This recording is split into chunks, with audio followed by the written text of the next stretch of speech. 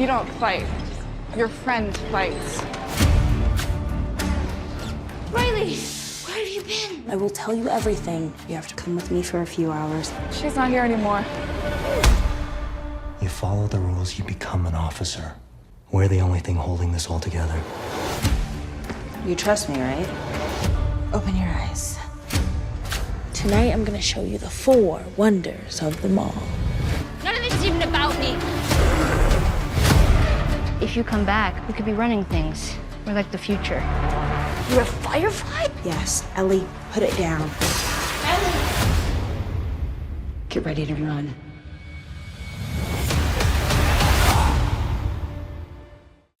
Welcome back, everyone. It's Charlie. This will be my Last of Us Episode 7 trailer video. There's a whole bunch of Easter eggs and references to the game, so we'll break it all down. If you're brand new to the channel, be sure to subscribe to get all the episodes.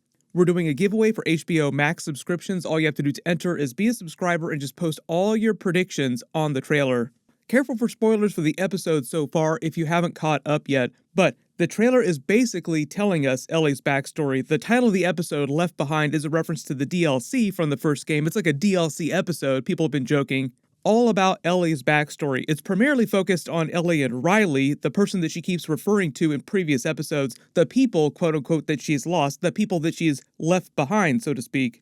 Everybody I have cared for has either died or left me.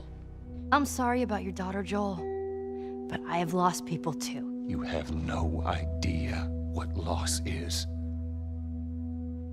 Everyone I have cared for has either died or left me. You remember at the end of episode 6, the big cliffhanger they had is that Joel seemed like he was getting ready to die, like he started bleeding out after his fight with the Raiders. Like she basically has to take care of Joel because they're way too far away from Tommy's settlement for her to just take him back.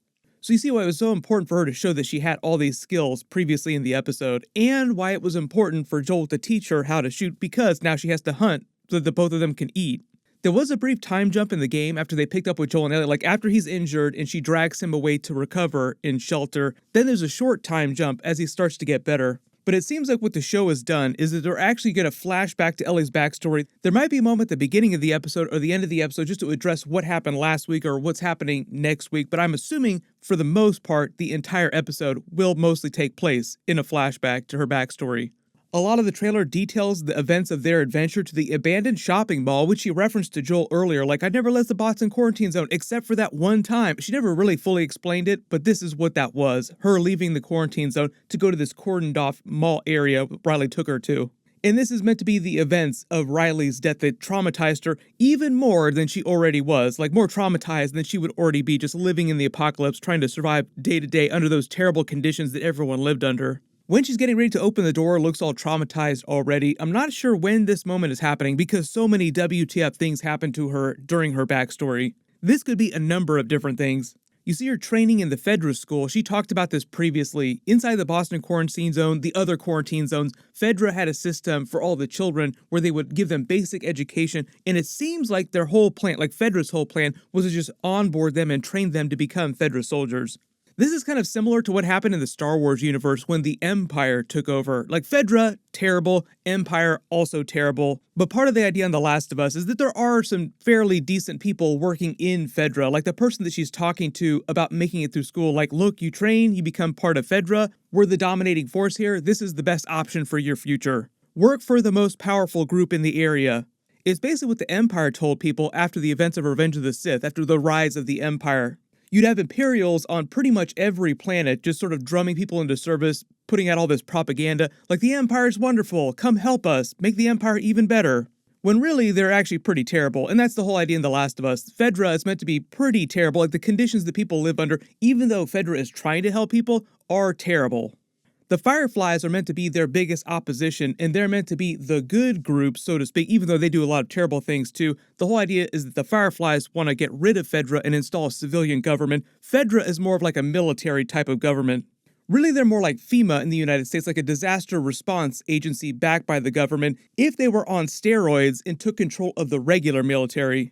Like, there is no real U.S. president or anything like that. Like, there's no cabinet, there's no Congress or anything like that in the apocalypse. They're just Fedra and their regular militaristic organization. So, like, you have squad commanders, you have administrators, you have generals, that kind of stuff. And for the most part, each quarantine zone kind of takes care of their own. They don't worry too much about what's happening in other quarantine zones. There are a couple of quarantine zones that handle the manufacture of a lot of really important drugs and medicines. Otherwise, most of the quarantine zones just worry about what's happening in their own quarantine zone area. You notice when she's running around this basketball court here, all the banners stop at 2003 because of the fungus. It was the same in Tommy's town too. Like there's a banner that reads 2003, like culture froze in 2003. A lot of people asking if the girl with the braids that's picking on Ellie, picking the fight with her, is Abby. That's probably not the case because she's the daughter of one of the Firefly doctors living in Salt Lake City during the events of the first game, meaning he either retreated there with the Fireflies from the research facility that they literally just visited, or he was always a doctor living in Salt Lake City, working there normally, and after the fungus just started working with the Fireflies there. So Abby would have had to have grown up in those places on the West Coast, and Ellie grew up in the Boston quarantine zone on the East Coast. And if you haven't played the game, she was born in the Boston quarantine zone. We'll probably see the events of her birth at some point too, because we do see it in the trailer, and there's another video game cameo from Ashley Johnson, who plays her mother. She played Ellie in the games. It's kind of like Troy Baker cameoing as part of the Cannibals in a future episode too. Troy Baker plays Joel in the games. I think these scenes are just meant to give you a vibe of what her life was like living with Riley before she learned she was immune. That didn't happen until a little bit later, what will be the end of the episode, basically. Riley is from the video games, like I said. Most of this episode is taken from the Last of Us DLC. That's why the title of the episode is called The Last of Us. She's played by Storm Reed, that a lot of you will recognize from other places. We find out that Riley joined the Fireflies and starts to explain to her what's going on with Marlene and the Fireflies' mission to try and save society, basically. And it sounds like she finds the abandoned mall because of her work with the Fireflies going outside the quarantine zone and wants to show Ellie just because they're so close. Like they're very, very close friends, which is why Riley's death was so traumatic to her. They actually feature this shot in all the trailers with her looking at the mall all lit up at night.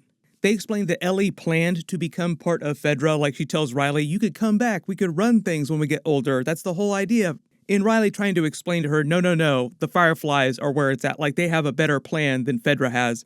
It's kind of like Joel's arc in the way that he sees the value of the Fireflies' plan, but still doesn't really like them that much. Ellie, for instance, does like the idea of potentially saving the human race, but it's not like she loves the idea of the Fireflies. They're just like another option that seems a little bit better than the Fedra option.